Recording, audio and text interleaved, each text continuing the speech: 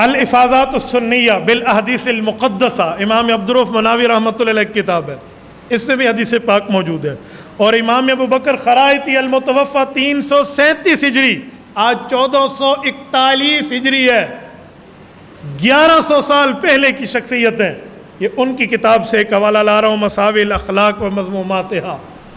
انہوں نے اس میں کیا لکھا ہے؟ رسول اللہ صلی اللہ علیہ وسلم کا فرمان، حضرت عبداللہ بن عباس رضی اللہ عنہما کا فرمان، ان کی روایت جو رسول اللہ کے فرمان کو نقل فرما رہے ہیں، ذرا سننا.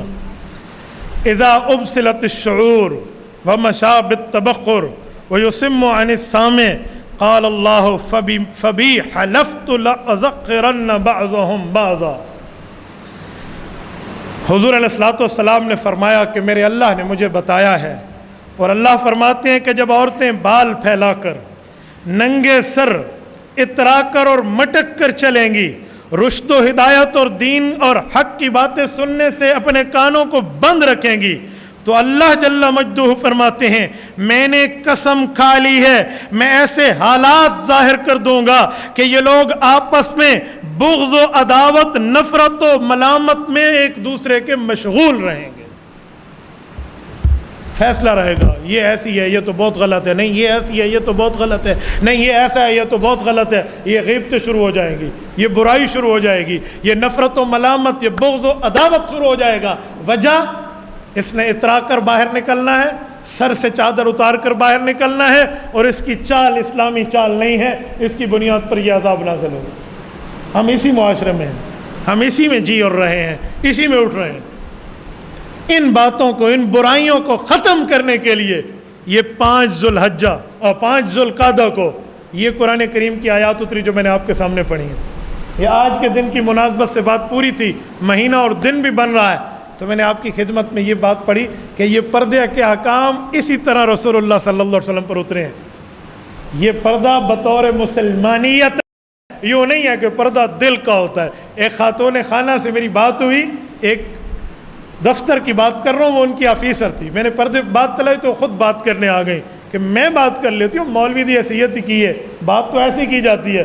تو ٹھیک ہے، میں نے کہا جو آج آپ جس مولوی سے تمہارا پالا پڑا ہوگا تو میں پوچھوں گا بات کرنا کہتے کسے؟ جی پوچھیے. عزت اس عورت کی عزت ہے جو عورت اسلام کی عزت کرتی ہے. جس کے نزدیک اسلام کی عزت نہیں ہے اس کی عزتیں کیا ہوتی ہیں؟ میں نے کہا جی پوچھیے، آپ نے کیا پوچھنا؟ پردہ تو دل کا ہوتا ہے. میں نے کہا کپڑے بھی دل کے ہوتے ہیں، آپ نے جسم پہ کیوں پہنے ہیں؟ اتاریں کپڑے، ننگے ہو کر گھومیں، براہنہ گھومیں، بسم اللہ. 4 بندے تمہیں اور بھی دیکھیں گے، یہاں 4 دیکھیں گے، وہ 4000 دیکھیں گے. کیوں کپڑے پہنتی ہو؟ اتارو. جس اللہ نے کپڑے پہننے کو حکم دیا ہے اس اللہ نے پردے کو حکم دیا ہے. تو پردے کی مذاق اڑائے گی اور کہے گی فلاں اور فلاں. روٹی بھی دل کی ہوتی ہے، آج کے بعد منہ سے نہ کھانا. پانی بھی دل کا ہوتا ہے، منہ سے نہ پینا. کس نے کہا تمہیں؟ بسم اللہ کرو بات. دوسری بات میں اس سے جواب نہ بن پڑا. میں نے کہا علماء کی بھی عزت اور توقیر نہ کریں اور دین کے مسئلے کو بھی اڑا کر دکھائیں، اور میں نے مولوی سے بات کرنی ہے کیسے؟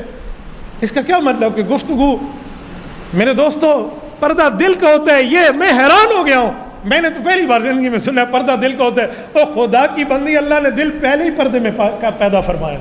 کہیں تھا دل ادھر موڑے تے لگا کھڑوتا ہوئے، ہاں بھائی دیکھو صاحب دل لڑکا کھڑوتا ہے، کان دے نالو کھڑا ہے. دل تو پہلے پردوں میں ہے. دل کا پردہ کیا ہوتا ہے؟ حیا دل میں ہوتی ہے. میں نے کہا بالکل ٹھیک ہے، حیا دل میں ہے، پردہ جسم پہ ہوتا ہے. اسلام پردے کو حکم دے رہا ہے، اس کے بعد حیا اس کے دل میں ہوگی تو اللہ پوچھے گا، نہیں ہوگی تو اللہ پوچھے گا. ہم جس مسئلے کے پابند ہیں ہم اتنا ہی کام کریں گے. شیطان کی بجھے ہوئے تیروں میں، زہر بجھے ہوئے تیروں میں پہلی تیر نظر ہے. یہ نظر گئی تو بات ایک بندہ مجھے کہنے لگا مولانا پردہ تو ہے لیکن چہرے کا نہیں ہے.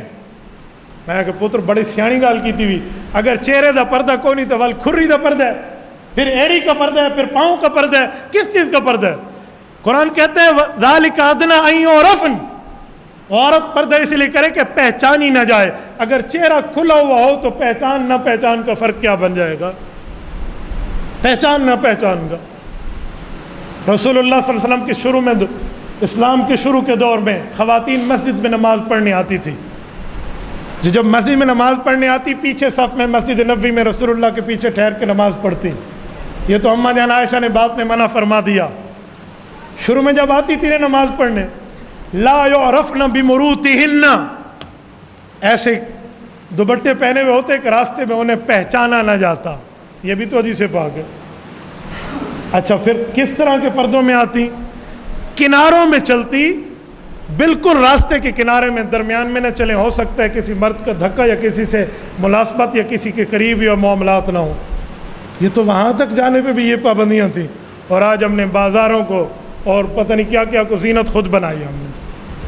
خاوند کو کسی قسم کے پردے کی ضرورت نہیں ہوتی۔